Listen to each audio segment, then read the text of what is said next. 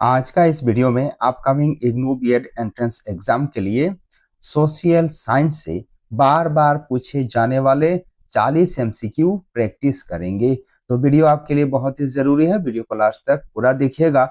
आप में से बहुत सारे शिक्षार्थी ऐसे होंगे जो पार्ट बी में से सोशल साइंस का आंसर्स करना चाहते हैं। अगर आप सोशल साइंस का आंसर करना चाहते हैं तो आपको सोशल साइंस क्वेश्चंस का जरूर प्रैक्टिस करना चाहिए। और हमने ऑब्जर्व करके ये पाया है कहीं ना कहीं इन्हीं टॉपिक से रिलेटेड घुमा फिरा करके क्वेश्चंस पूछा जाता है। चलिए स्टार्ट करते हैं आज का क्लास को। Question number 1, the revolt of 1857 started from.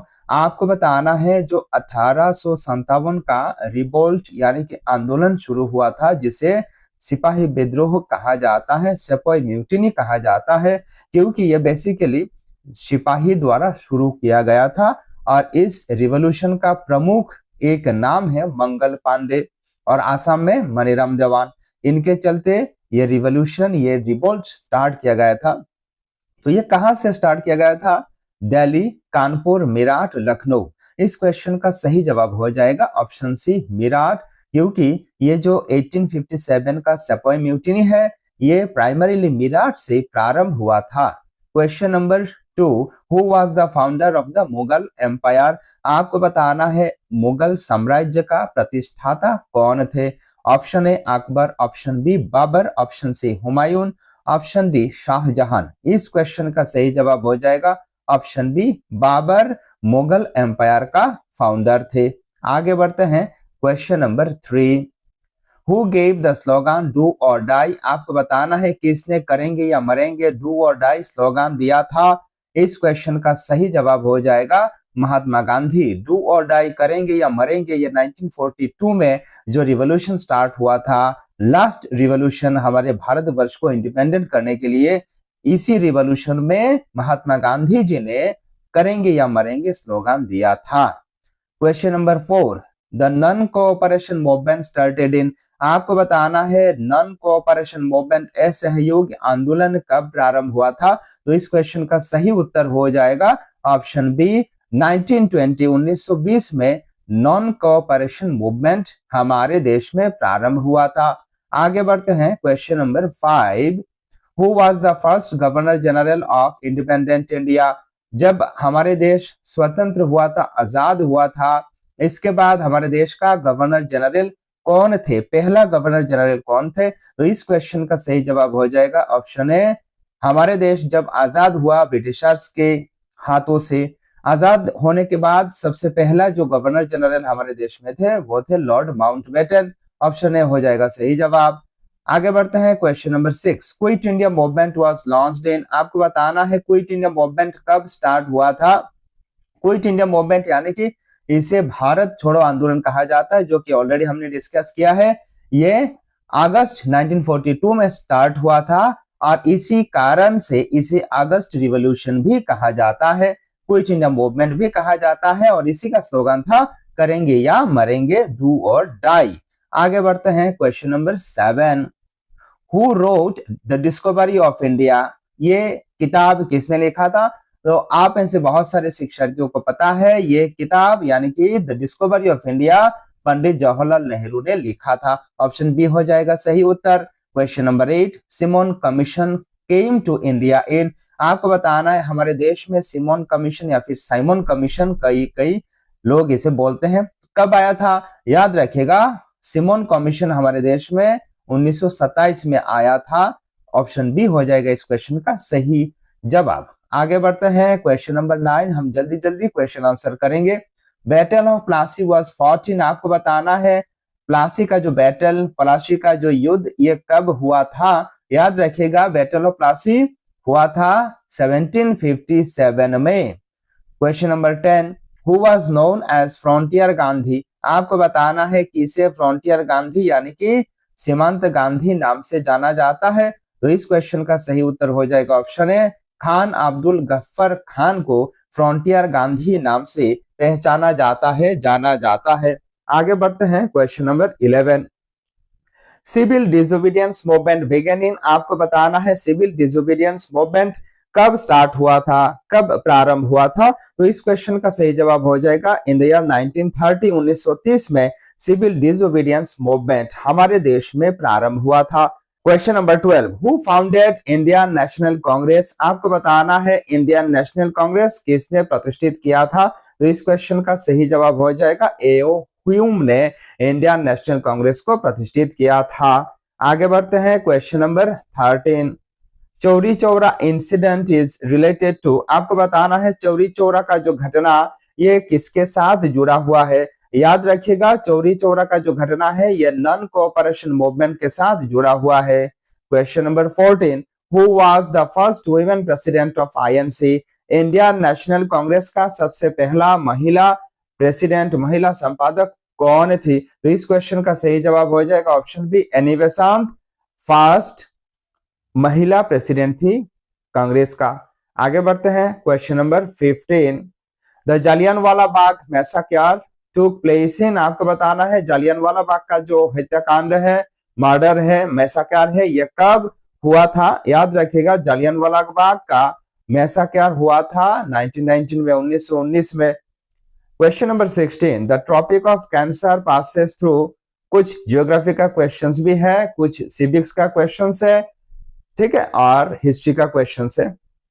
तो ट्रॉपिक ऑफ कैंसर निम्न में से किसके माध्यम से पास हुआ है? तो मिडिल ऑफ इंडिया हो जाएगा सही जवाब। मिडिल ऑफ इंडिया में जो ट्रॉपिक ऑफ कैंसर है, कर्कट क्रांति जिसे बोलते हैं, ये पास किया हुआ है। आगे बढ़ते हैं क्वेश्चन नंबर अब 17, the largest desert in India? हमारे देश में सबसे बड़ा मरुभूमि कौन सा है?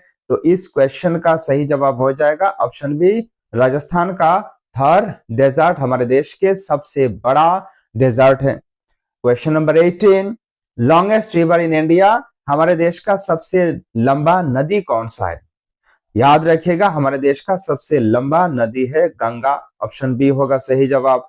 आगे बढ़ते हैं क्वेश्चन नंबर अब 19, अर्थ रिवॉल्व्स अराउंड द सन इन? आपको बताना है कितने देर में धरती सूर्य के चारों ओर एक बार रिवॉल्व करती है? तो इस क्वेश्चन का सही जवाब क्या हो जाएगा? इस क्वेश्चन का सही जवाब हो जाएगा 365 डेज, जिसे एक साल कहते हैं। कुछ इस प्रकार हमारे धरती सूरज के चारों ओर एक राउंड पूरा करने में 365 दिन समय लग जाता है। थोड़ा कम है 364.5 ऐसा है, लेकिन इसे सुविधा के लिए 365 कहा जाता है। Question number 20, layers of atmosphere lowest? यानी कि लोवेस्ट जो एटमॉस्फेयर है, ये देखिए ये जो वायुमंडल है, वायुमंडल का सबसे नीचे का जो लेयर है वो कौन सा है? वायुमंडल में कितने लेयर है? वायुमंडल में कुल 4 लेयर है, troposphere, stratosphere, mesosphere, ionosphere, exosphere, ये बीच में पड़ता है आयोनोस्फियर। तो ट्रोपोस्फियर है सबसे लोवेस्ट वाला लेयर एटमॉस्फियर का, ठीक है। आगे बढ़ते हैं question number 21, capital of Assam? Assam का राजधानी क्या है? तो आसाम का राजधानी दिसपुर है। यह क्वेश्चन कई बार पूछा गया है इग्नू बीएड एंट्रेंस एग्जाम में। Monsoon winds are? आपको बताना है मानसून विंड जिसे बांग्ला में मौसमी वायु कहा जाता है, तो ये क्या है? Seasonal winds, permanent winds, local winds, cyclones. याद रखिएगा जो मानसून विंड्स है ये सीजनल विंड्स है, ठीक है, ये परमानेंट नहीं, ये मानसून के तहत आते हैं। आगे बढ़ते हैं क्वेश्चन नंबर 23। दोस्तों वीडियो अच्छा लगने से वीडियो को लाइक कीजिएगा, चैनल को सब्सक्राइब कीजिएगा, आगे अपना दोस्तों में भी शेयर कीजिएगा। आपका मन में कोई सवाल है, कोई सजेशन है तो आप हमें वो भी दीजिएगा। सॉइल बेस्ट फॉर कॉटन, यानी कि सबसे बढ़िया मिट्टी कॉटन के लिए कौन सा है? काली मिट्टी कॉटन के लिए बहुत ही बढ़िया मिट्टी होती है, इसीलिए ब्लैक सॉइल होगा सही जवाब। Largest ocean? आपको बताना है सबसे बड़ा ओशन कौन सा है? तो पैसिफिक ओशन है सबसे बड़ा ओशन, ठीक है। आगे बढ़ते हैं question number 25, glacier is found in? आपको बताना है ग्लेशियर कहाँ पाए जाते हैं? तो ग्लेशियर माउंटेन्स में पाया जाता है, प्लेन्स, डेजर्ट्स, प्लेचू नहीं होगा, माउंटेन हो जाएगा इसका सही उत्तर, सही जवाब।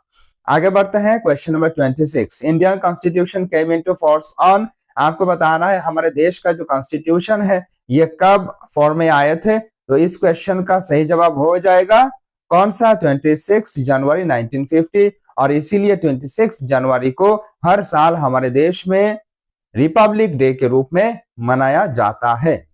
आगे बढ़ते हैं question number 27, fundamental rights are in? आपको बताना है फंडामेंटल राइट्स कहाँ है, पार्ट 3, पार्ट 2, पार्ट 4, पार्ट 5, यानी कि हमारे कॉन्स्टिट्यूशन का, हमारे संविधान का कौन सा पार्ट में फंडामेंटल राइट्स है। तो हमारे संविधान का पार्ट 3 में फंडामेंटल राइट्स, जो 10 फंडामेंटल राइट्स, 10 फंडामेंटल ड्यूटीज और 6 फंडामेंटल राइट्स है, उनके बारे में लिखा है।